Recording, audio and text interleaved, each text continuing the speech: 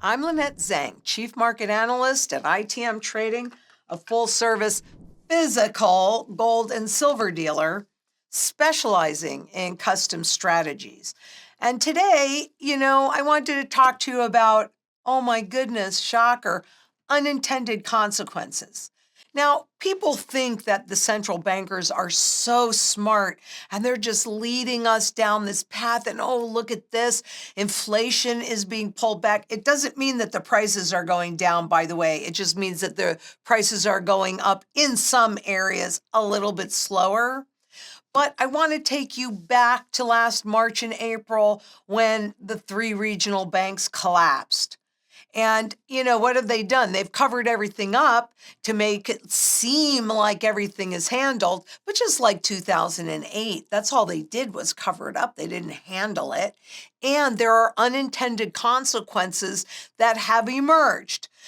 And I'm going to tell you, quite honestly, we have not yet seen all the unintended consequences from 2008 yet either. But we are seeing it from what happened not even a year ago. And that's what I want to talk about today. And I'm also going to tell you, I'm not 100% convinced that these consequences were so unintended.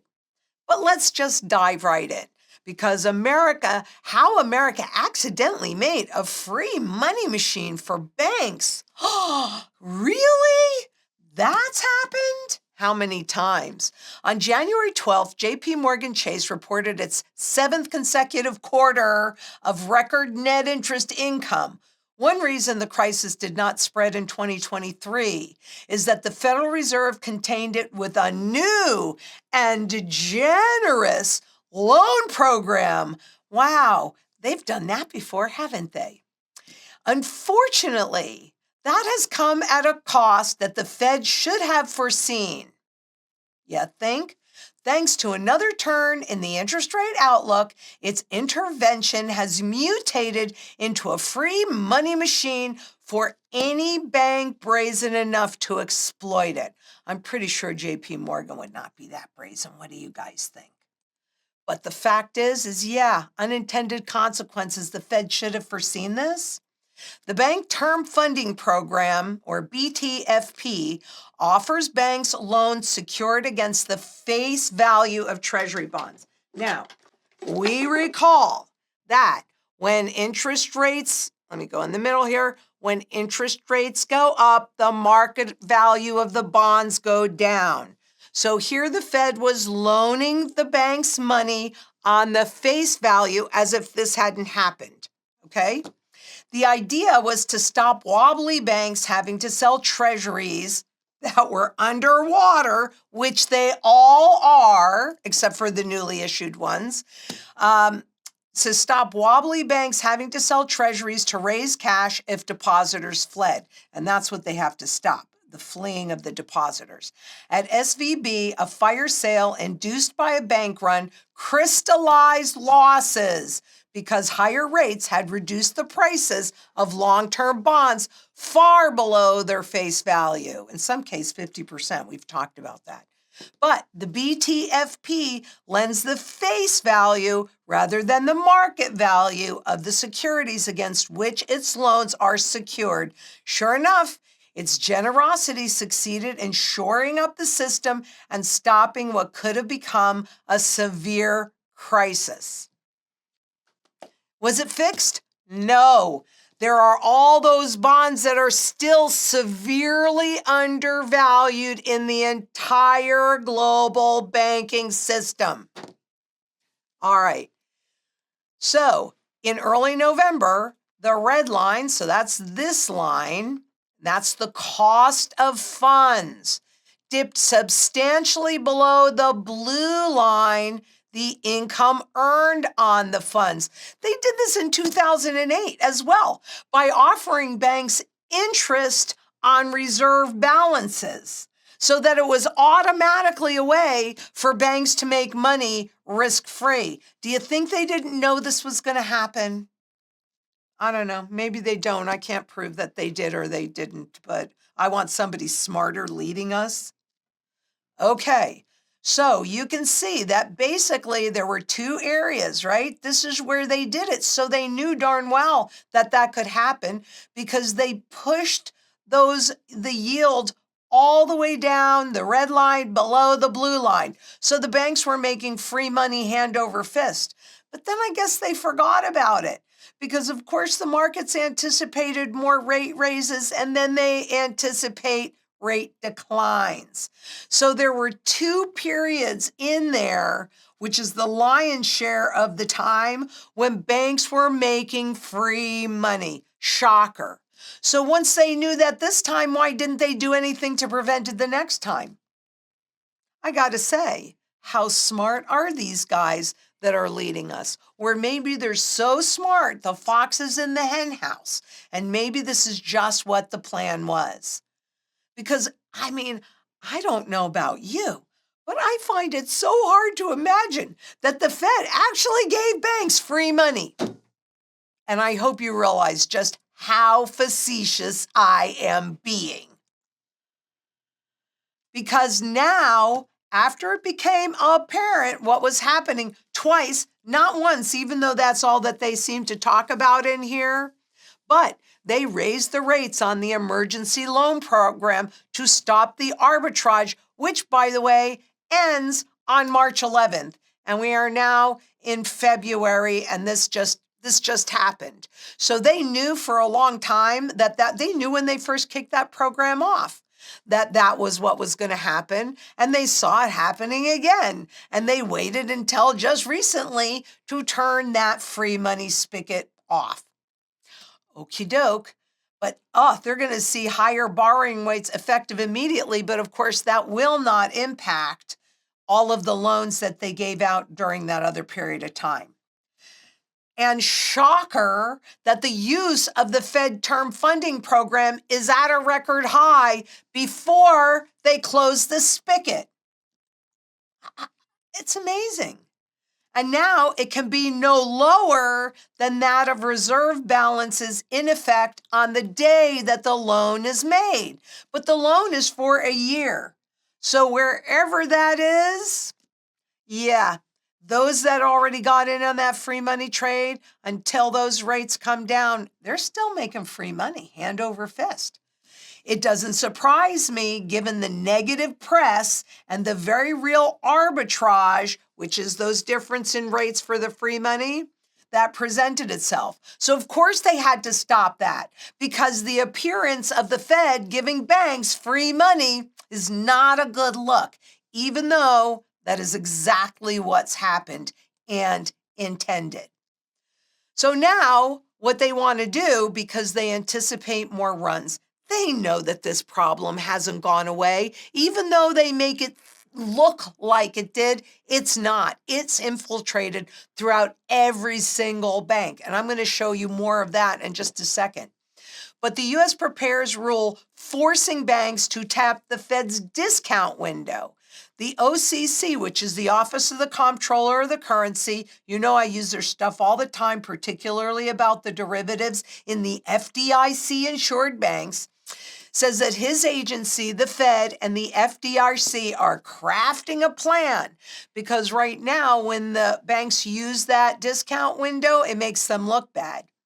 So they want to change the rule and also change the image. The bid to change rules affecting discount window borrowing and bank liquidity requirements follows last July's sweeping proposal to require many banks to hold more capital to help them withstand a crisis. And of course, the banks are fighting that. Of course they are. So, why should they ever hold it? Aren't we in an ample reserve regime where the central bank will just come in and have their back? They seem to have done that last March and April. But Wall Street giants, which would be most affected, are waging a fierce lobbying campaign to scuttle the effort. Aren't you shocked? And they have very, very deep pockets, and they certainly know which pockets to line. Big U.S. banks call on the Fed to rewrite those contentious bank capital rules where they would have to hold more in reserve. How awful of us, seriously. Okay, banks on Tuesday will urge the U.S. Federal Reserve to completely overhaul a draft rule hiking bank capital in the last leg of Wall Street's effort to water down the Basel Endgame proposal. See, Basel III, that's been evolving over these many years. They always like distance so that you do not understand that their policy over here is having this impact over here. This system is so fragile that holding your wealth in there is so dangerous. Comments on the Basel rule and two other big bank capital and long-term debt draft rules that aim to boost banking system safety and soundness are coming out. The U.S. proposal could make it more expensive for banks to transfer credit risk via securitization. Do you get this? This is all about risk transfer. I've been talking about it forever because that's what this whole system is about, is transferring the risk from the few that get all the benefits and all the gains to the many, to the public, to the masses. That's what Wall Street is all about, making private the gains and public the losses. I love the fact when they actually flippin' admit it. U.S. proposal could make it more expensive for banks to transfer credit risk via securitization. In addition, banks could be incentivized to shift out of senior tranches in exchange for more junior and riskier tranches, a perverse incentive that counters the principle and practice of sound risk management. So here, what they're saying is it's going to cost us more money to transfer this risk. And oh, by the way, we're also going to be taking more risk. Now, don't you feel comfy having your savings in a bank? Because it's not really your savings. When you make that deposit, you loan the banks that money. It's not yours anymore. But if you have physical gold and silver, you hold it and you own it outright. Because all we ever really see is just the tip of the iceberg. It's really all of those derivative contracts that are written against this that are impossible to ferret out because that is such an opaque market. But, we've talked quite a bit about securitization and how everything has been turned into a trading product for Wall Street. So let's take a look at a few of those levels. This is by far not all of them. But student loans, 1.7 trillion, plus all the bets on top of that. Auto loans, 1.57 trillion. Again, we aren't seeing all the bets against this. Consumer credit, 5 trillion. And all those bets above it put it well into the quadrillion. And by the way, as a little reminder, these gray bars are crises or official recessions. So what is always the answer to a recession? Inflation, more debt, more currency devaluation. And all of these are turned into packages and sold to you, the public, through your 401k, through your pensions, through mutual funds, through oh so many things. And you're the one that's taking the risk. But hey, if everything implodes, who are you going to talk to? If all your wealth is held in the system, who are you going to talk to? When will this end? Why can't they just keep doing it forever? Well, they'll do it until enough risk has been transferred. Once enough risk has been transferred to the public, that's when this game ends. So let's look at the Basel III Endgame a little bit. How that could impair securitization markets and harm U.S. businesses and consumers, because really, they do all of this risky garbage and they transfer the risk to you, and then they say, well, but it's all about the children. It's always about the children after they've done all the damage. It's always about the consumer after they've done the damage. And look they're counting on the consumer to support the stock market, these securitized markets, all of these markets, the private equity market. I mean, can the consumer do it? I don't think so. But this will result in more capital, higher cost for banks to finance these securitized assets, increasing interest rates and reducing the availability of credit. So disenabling the consumer to take on more debt. Booty, hooty, Rudy, Manooty. That's a horrible thing. But that is how money is created in this system. And as you just saw, the answer to every crisis is simply more and more debt until you get to a point where it doesn't matter anymore. And we are at that point. So increasing interest rates and reducing the availability of credit, thereby harming Main Street, as well as U.S. financial markets' global competitiveness, except we're all in the same boat. It doesn't really matter. So just who does invest in these securitized products? I thought it would be helpful for you to see that list. Mutual funds, pension funds, insurance companies, got any annuities? Banks, hedge funds, corporate treasuries, sovereign wealth funds, and other foreign governmental entities. So why don't you tell me, in all of that mishigas that you see there, who's the most important? Because it's not you. You're participating through your mutual funds, your pension funds, your insurance companies, your banks. But all of these others just put you at more risk. They just transfer the risk from the few to the many. Do you think that they know that a collapse is imminent? I do believe they do. And so there's been talk for a while about the central bank gold purchases indicate revaluation plans. New monetary paradigm. Will the U.S. join it? I believe the U.S. will indeed join it. But central banks recognizing the revaluation potential of gold.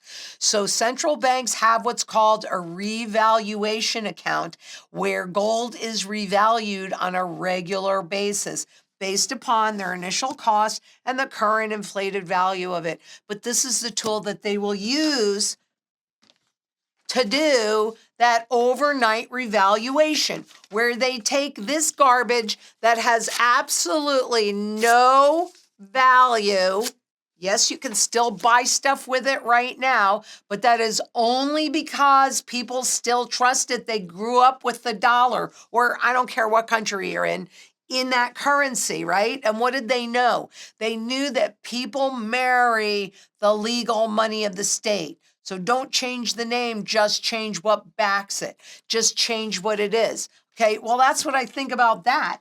But they take this that has no intrinsic value, used only in one place, and they revalue it against gold, which is used in every single area of the global economy, period, end of discussion. Does not require a government to say this is legal tender.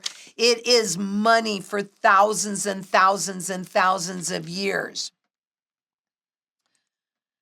Middlecoop said that as so many of the central banks in both the developing and the developed world accumulate gold and prepare themselves to at least be in a position to revalue their gold holdings.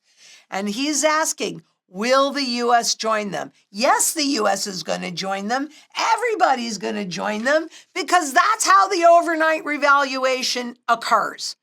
That's when they lop off those zeros. And whatever you have in the system, I don't know how much that revaluation is going to be, but typically it's about 1,000 to 1. So you go to bed at night, you have $1,000. When you wake up in the morning, you have 1. In the meantime, spot gold, the contract gold, right, has gone up 1,000 times, 3,000 times, whatever that number is going to be. What in the world do you want to be holding when that happens, because it will happen. It is inevitable with everything that's happening. And with banks buying more gold than they ever have historically, they're preparing for the revaluation, period. Such a move would mark another pivotal stride in gold's reemergence onto the monetary stage. They want you to think that this is an old relic. Why are they buying it hand over fist? Why have they never been able to duplicate it in a lab? Silver as well. There's a finite amount of this. As you have seen, I mean, really, just go back. I want you to take a look at these securitized accounts again. There's an unlimited amount of that. It's easy to create new. It's easy. They just have to push a button and they can create as much as that as they want. But what happens is that whatever is already out there goes away. It loses more and more value until we hit zero. Please tell me why nobody talks about that. But the reality is, we're at endgame. And we've got so many things in place that can push us over. So make sure that you watch our latest videos, Fed's Easy Money Fallout. Investors are completely unaware of this leverage. There are so many things in the system. My God, I mean, I could probably do these if I had the ability to create the PowerPoints enough. I could probably do 10 of these a day, I'm telling you. And Daniela Cambone interview with Chris Versace and why this Fed meeting will be the most important one yet. Great interview. Daniela does just such a great job. I just really love her. And of course, Taylor, she too is doing amazing work. 4 big reasons to own gold in 2024. So we've got lots on board. And if you haven't already, click that Calendly link below. Set up your time to talk with one of our consultants. Put your goals and your best interest first. Ask those hard questions. Let them help you develop your goals and develop a strategy that, again, it's got to put your best interest first. I mean, look, if we all come together in community, we can make a big difference.